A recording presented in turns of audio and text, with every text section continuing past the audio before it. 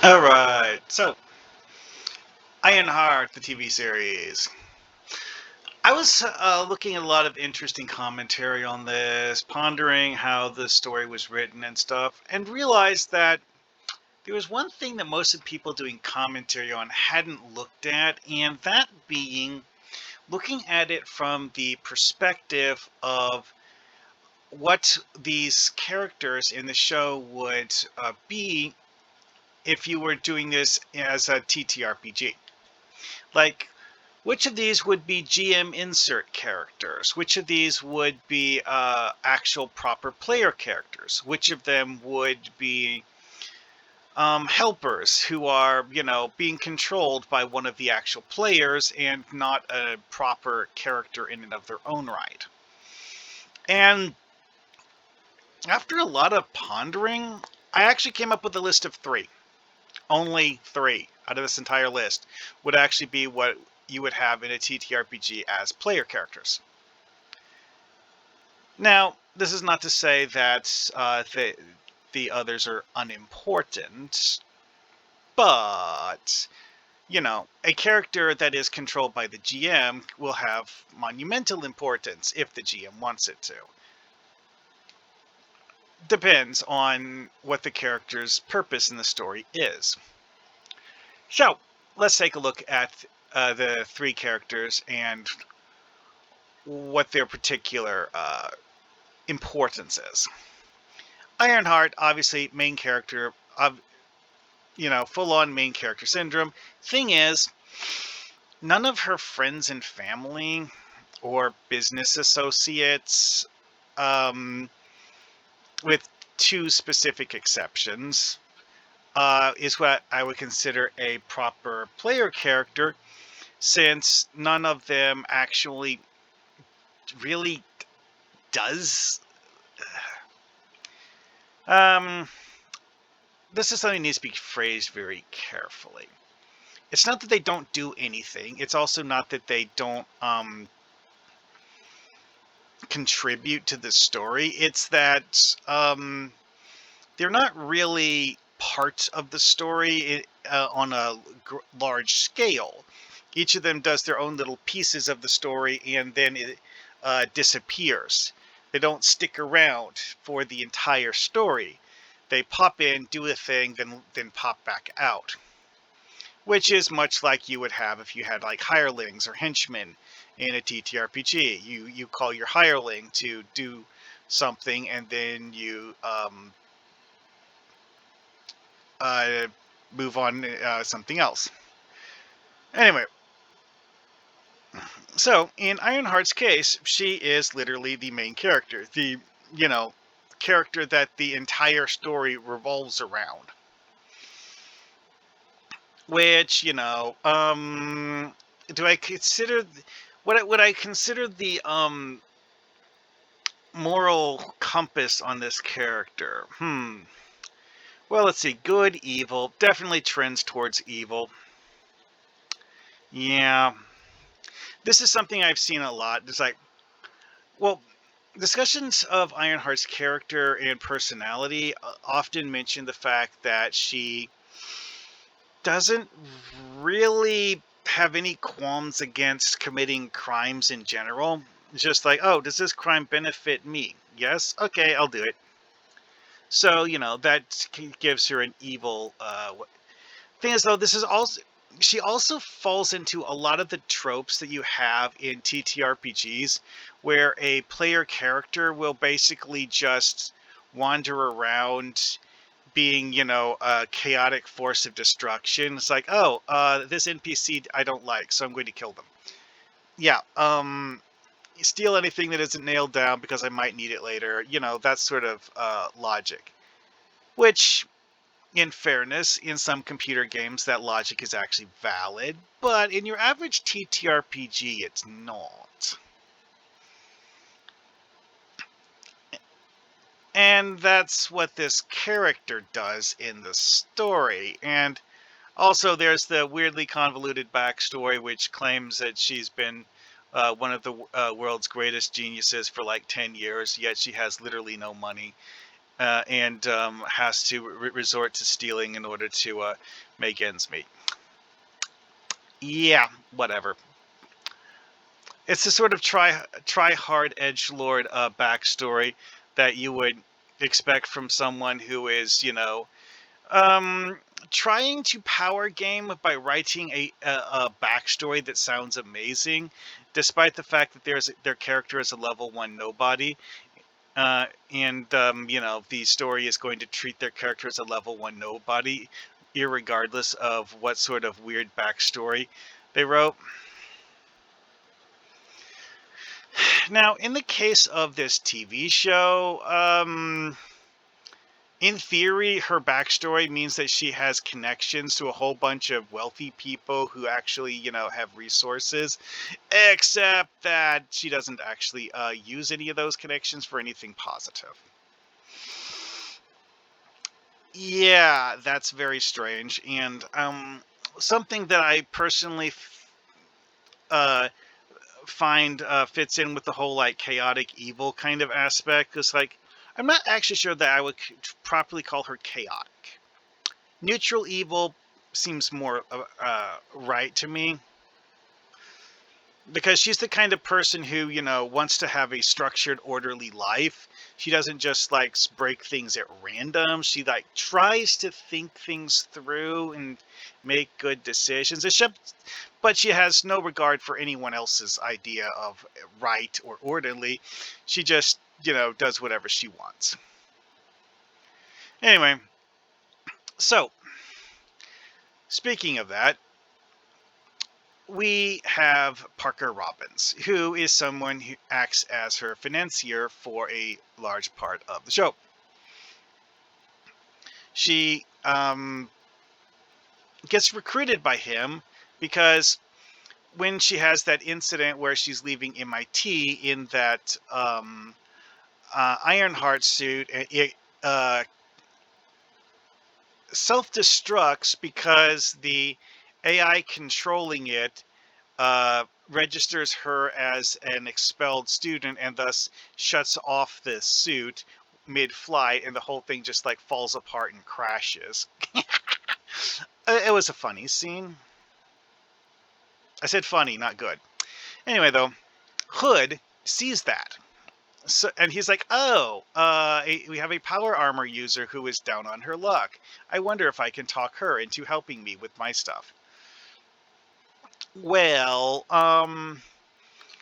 yeah, so there's that starts in episode 1 and continues until episode 6. So yeah, Hood is the biggest player in the story other than Riri Williams herself. Now, one thing with the Hood is that most of the stuff about Hood's decisions and stuff are past tense. However, he is someone who is actively making decisions and dictating how the story will move forward in the present day. So it's not as if all of his actions are things that already happened. He has quite a lot of those, but he's also currently in the process of moving forward with new plans and schemes and what have you. I do have to say that the version of Parker Robbins seen in the TV show is a lot more petty than the one from the comics. I don't really like that personally, but whatever. As a player character, though, it's like this is the only other character who actually has a supporting cast. He has his entire gang of people who are helping him, like, Clown, the two blood things, Slug. Those 4 are based... Oh, and Rampage. Yeah, can't forget that one. Those 4 are basically Hood's sidekicks. When one of them gets killed, he gets pissed off and decides he wants to get revenge on Ironheart, because it's like one of the things about this that's interesting is that Hood actually has a rather long list of powers. It's not just the whole invisibility thing. They don't explain what his powers are in any real depth here. And in the comics, he's someone dangerous enough that dangerous enough that even Stephen Strange would be careful not to let his guard down around him. Because, like, okay, turn invisible, but the whole, like, magic bullets thing, they show them, they make them look cool, but they don't ever go into the, like, how much damage would that do if it actually hit Ironheart's armor center of mass? Yeah, the answer seems to be it would go in one side and out the other. Anyway, though,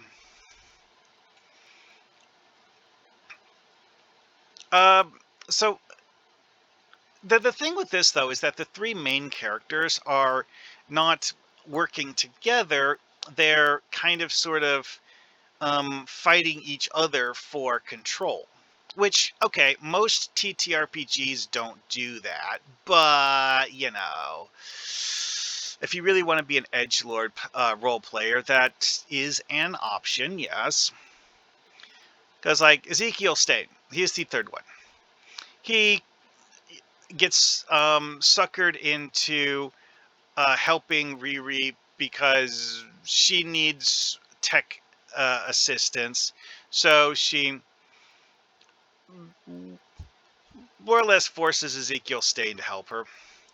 I do have to say that the way that the character is portrayed is just kind of head scratching, because this is someone who has like his own personal like doomsday bunker and collects technology that is highly illegal. And yet Riri Williams is like, hey, give me your lunch money. And he actually gives her his lunch money. Really? Come on now, dude. But again, you know, that was his character flaw, is that despite his massive ambitions, he is apparently someone who is not really, you know, main character material. So he gets kind of like pushed around both by Riri and by the Hood. Now, you know, why do I say that he is like the only character that actually like has proper agency? Well, Ezekiel actually makes decisions about what he wants to do. He doesn't just do what the other characters tell him to do. Granted, that doesn't come up a whole lot, and you know, he's not actually like always there in the story, but he's there for most of it. And as an interesting side note, at the end of the story, when everything is said and done, Ezekiel still wants to kill Riri Williams and see her get sent to prison or something. He is not her friend. He wants to take her out for ruining his life because she set him up for murder. Yeah, that person that Riri killed that worked for the Hood.